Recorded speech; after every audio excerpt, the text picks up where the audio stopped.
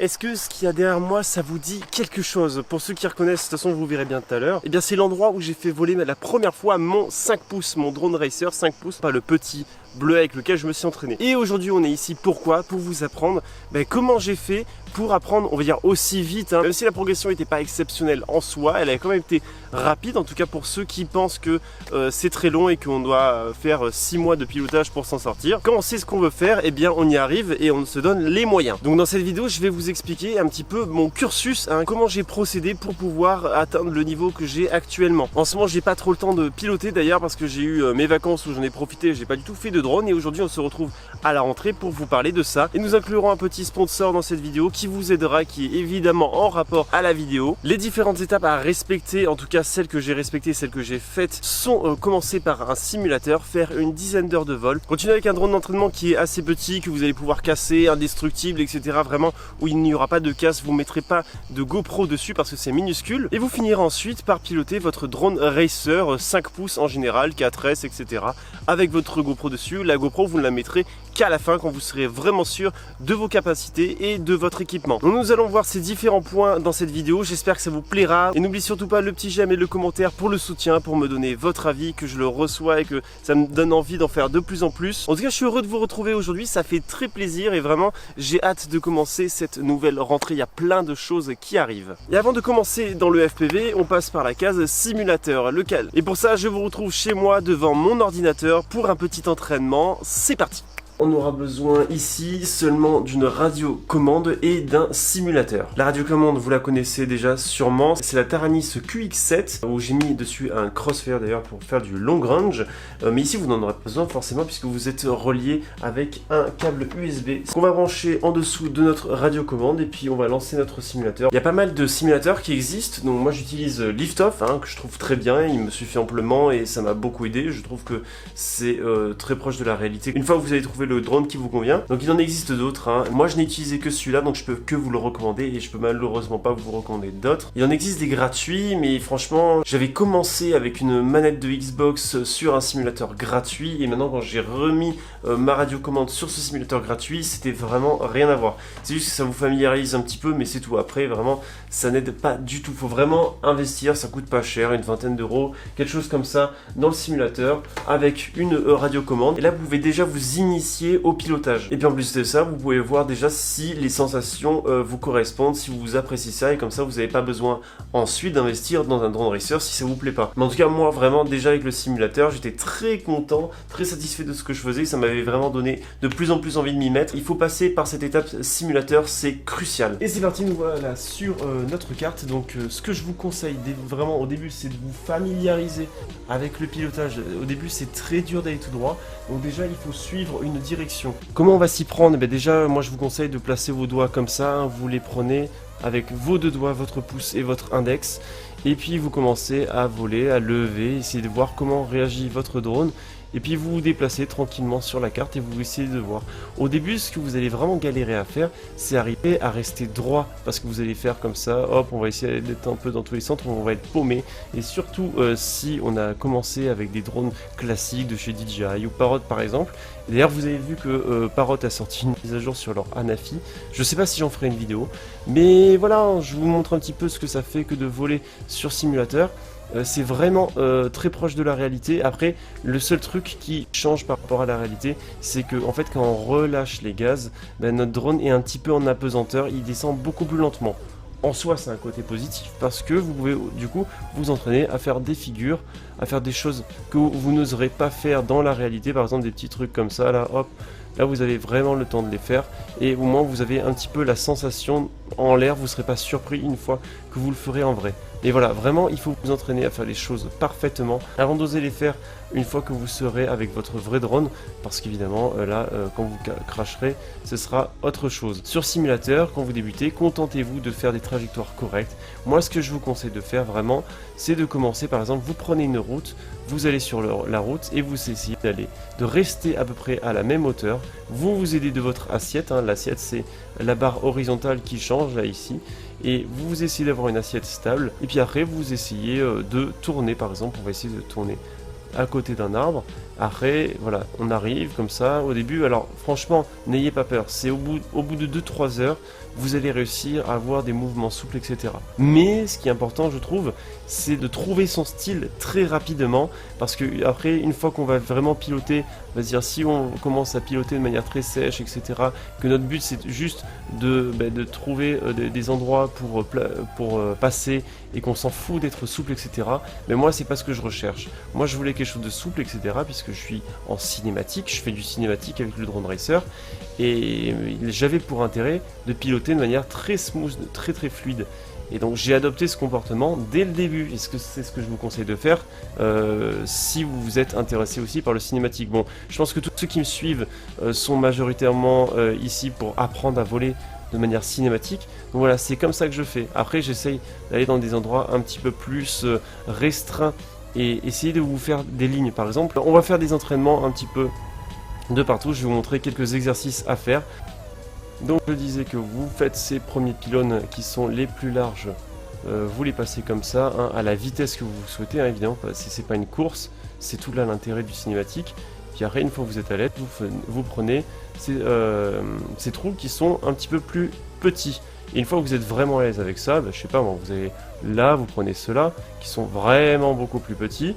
Et puis après, une fois que vous êtes à l'aise avec ça, franchement, déjà, vous aurez quand même pas mal d'heures avant de faire ça. On va pas s'éterniser sur le simulateur. La ligne ultime que je vous conseille de faire si vous avez ce simulateur, c'est de faire une ligne vraiment, on va dire, proxy. Passer dans des éléments qui sont très proches pour pouvoir vous entraîner et être serein quand vous le ferez une fois dans les airs avec votre drone.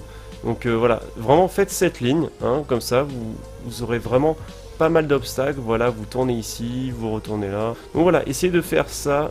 Maintenant, on va aussi passer à la course, parce que la course, c'est un très bon moyen d'apprendre le racer. Évidemment, en race, vous allez devoir aller beaucoup plus vite. Donc moi, ce que je vous conseille de faire, c'est d'augmenter l'angle de votre caméra. Et au début, vraiment, changez pas l'angle. Hein. Vous commencez juste à vous habituer à prendre les virages. Et vous suivez un petit peu les lignes, etc. Et passer dans des obstacles comme ça, c'est vraiment une map qui est, je trouve, très bien, parce qu'il y a différents obstacles, il y a différents dénivelés, etc. Il y a de la montée, il y a de la descente, il y a des virages, je fais n'importe quoi. C'est extrêmement dur en fait de parler et de faire la race en même temps. Mais voilà, faut vraiment pas trop se dégoûter non plus, hein. Faites 1 à 2 heures de simulateur et après faites autre chose, parce que évidemment après ça vous fume le cerveau. Mais voilà, vraiment dès que vous êtes content de vous, c'est cool, arrêtez.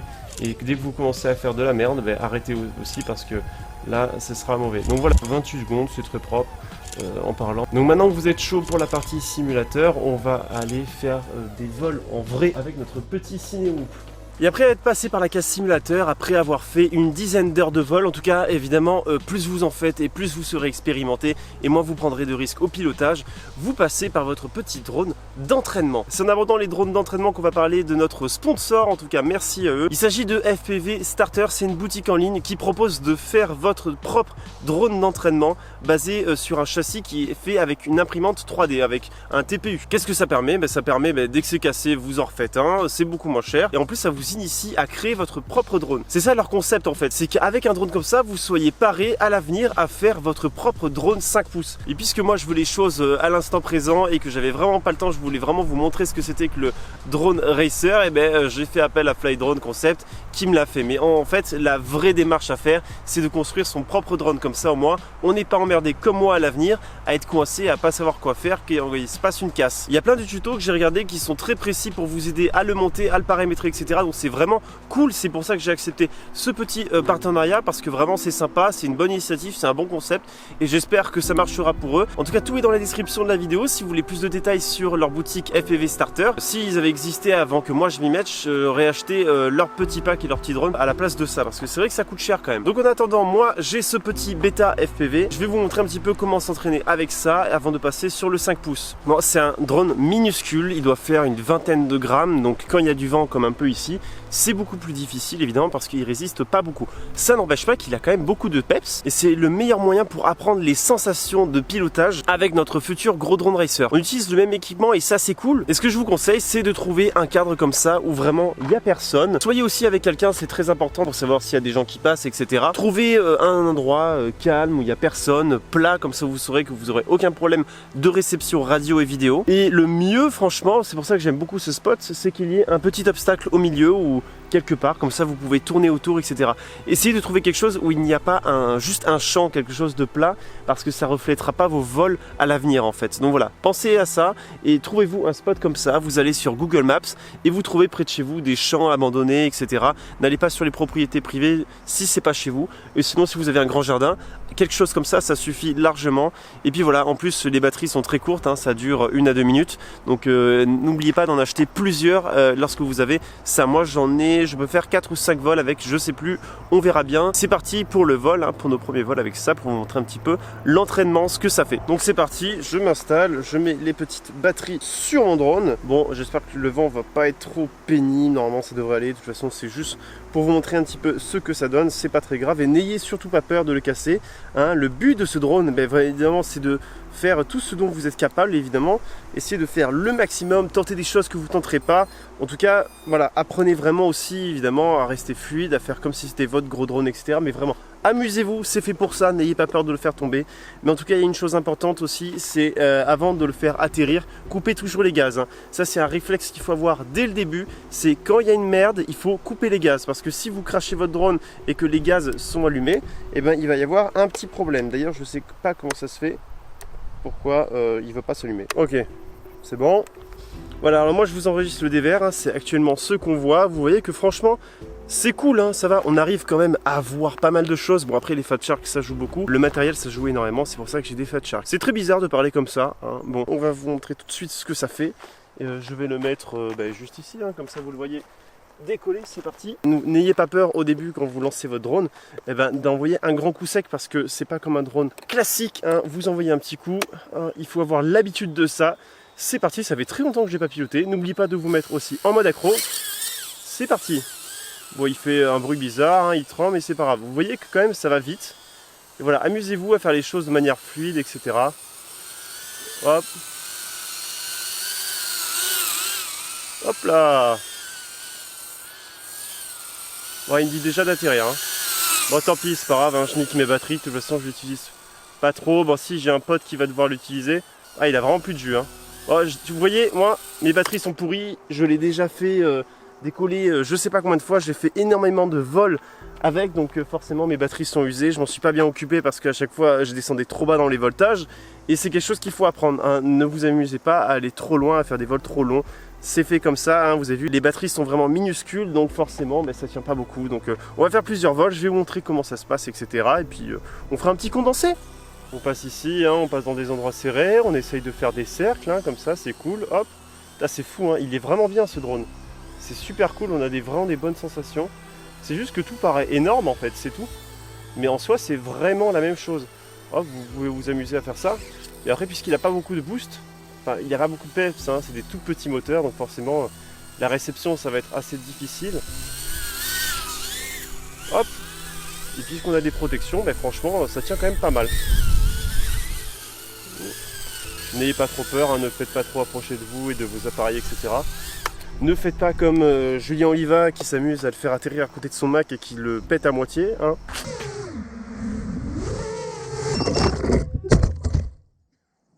Mec, t'as fait tomber sur le Mac, hein, quand même. Et c'est avec ça aussi que je me suis d'abord entraîné à faire mes vols en forêt avant de faire mes vols avec le squirt. Enfin, avec le Shendron, quoi. C'était pas loin de ma bouche, ça. Et après aussi, c'est le bon moyen de savoir un petit peu comment est notre équipement. Genre si on perd facilement la réception, si on a des pertes dire soudaines, etc. C'est un bon moyen de ne pas cracher son gros drone, hein, typiquement. Puis non, franchement, c'est très agréable et vraiment, ça ressemble vraiment beaucoup à un vrai drone racer. Donc vraiment, c'est la meilleure école. Et maintenant, on va faire voler le petit 5 pouces, enfin le gros 5 pouces comparé à ça, évidemment. Alors maintenant, nous sommes avec le 5 pouces, hein. Vous voyez, c'est pas du tout la même taille. Pour les débuts, ne mettez surtout pas une GoPro, hein, et ça se passera très bien, ne vous inquiétez pas, ne stressez surtout pas, il faut rester calme.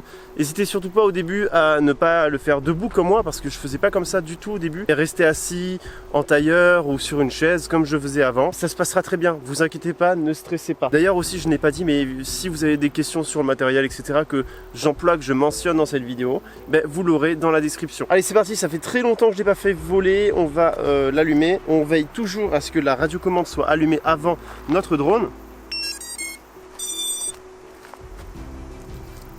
On met le dévers dans les Fat Shark, vous voyez que la qualité, ça va pas être la même, hein, elle va être bien meilleure. On est tranquille, il y a un petit peu de vent, faut le prendre en compte. On vérifie, tout est ok, la batterie c'est bon. Ça n'a pas le même peps, hein. Faut faire gaffe au vent, hein. Et très vite, moi, avec le drone, je m'amusais à passer là-dedans, entre les deux. Après, bon, je vais essayer de pas le faire. Enfin, je vais pas le faire parce que j'ai l'impression que ça a poussé, on peut plus trop passer. Mais voilà, là c'est assez large, c'est même, je dirais, un poil petit. Mais bon, on peut s'amuser, hein, aller un peu plus loin. Là, j'ai un bon équipement. Évitez surtout, évidemment, de le faire passer à côté de vous, hein. Quand vous n'êtes pas serein, ne le faites pas atterrir en face de vous. Faites-le atterrir plus loin avec quelqu'un qui vous aide à vous dire que c'est bon, vous pouvez atterrir. Pareil, entraînez-vous aussi à être à côté des éléments, à faire des petits dives, etc. Jaugez toujours un petit peu votre espace.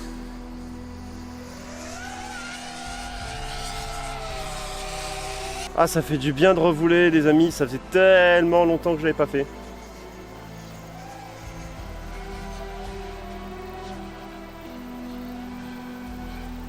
Et vous voyez, alors faites gaffe, hein, dès que vous avez un petit peu des glitches qui apparaissent, faites attention. Il faut pas que je descende en dessous de 14 volts, sinon je commence vraiment à l'abîmer.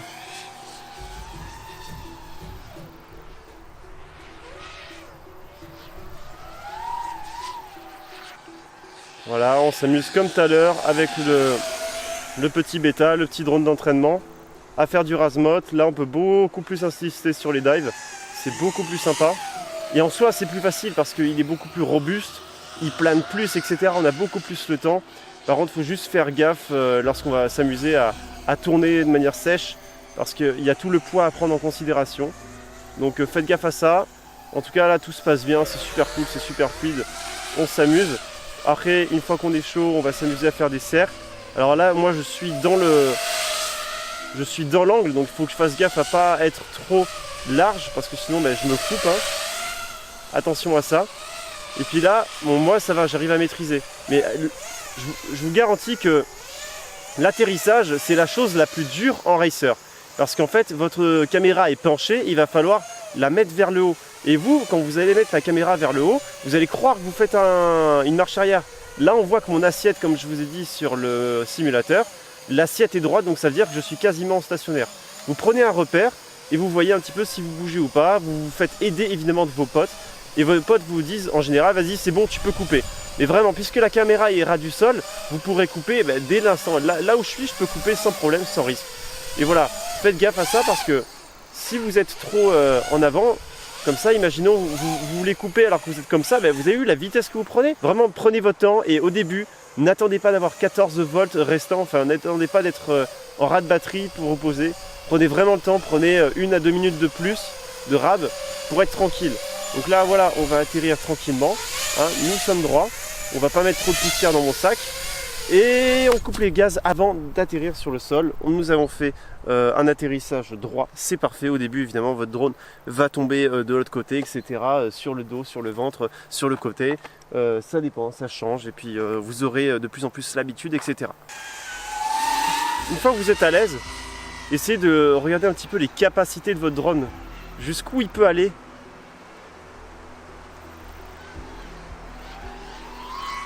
Sa vitesse, etc. Amusez-vous à faire, je sais pas moi, des petits loopings une fois que vous êtes à l'aise. Moi, je fais pas de freestyle, hein, c'est pas ce que j'aime, c'est pas ce que j'ai envie de vous partager, etc. C'est pas visuel et tout. Mais faites-le, comme ça, au moins, vous pourrez vous débattre de certaines situations délicates. C'est pour ça que je vous dis qu'en fait, la race sur le simulateur, c'est très important. Parce qu'au moins vous apprendrez à faire des virages bien secs et arriver à retenir vraiment, arriver à faire votre virage là où vous le voulez.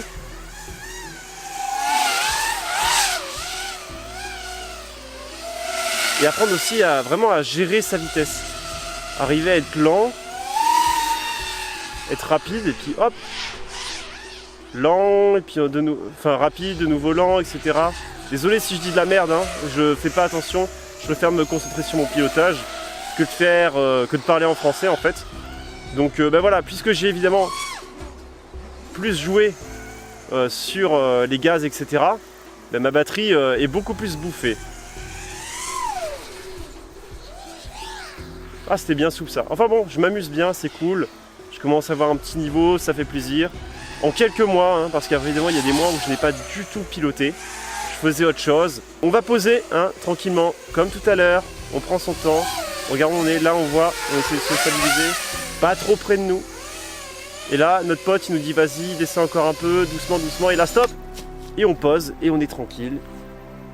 Impeccable. Aucune casse. C'est les vols parfaits, c'est les vols qu'on aime. Et je me retrouve maintenant à l'ombre. Donc on va s'arrêter là, hein. Je remets les lunettes de soleil parce que Drone My Life sans lunettes de soleil, c'est pas vraiment Drone My Life. Oula, oula.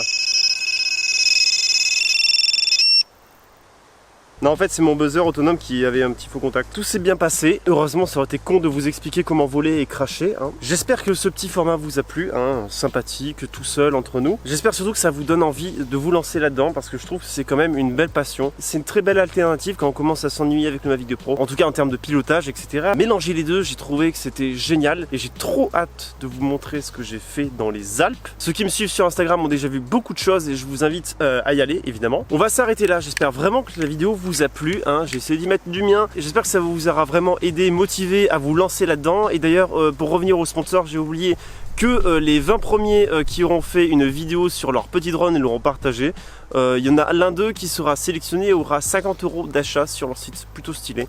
Vous aurez tous les détails dans la description de toute façon. En tout cas, je vous retrouve très vite pour de prochaines vidéos. La prochaine fois, en fait, le défi sera de faire voler un ami qui se lance au FPV, qui n'a jamais touché un seul drone, hein. Il a juste acheté un simulateur et une radiocommande comme je lui ai conseillé parce qu'il voulait s'y mettre. Il s'est acheté un petit X220 de chez Banggood et je vais lui apprendre à voler. Le défi sera qu'il sache voler correctement en quelques jours. J'espère que la vidéo vous plaira. N'oubliez pas, j'aime, commentaire. Salut!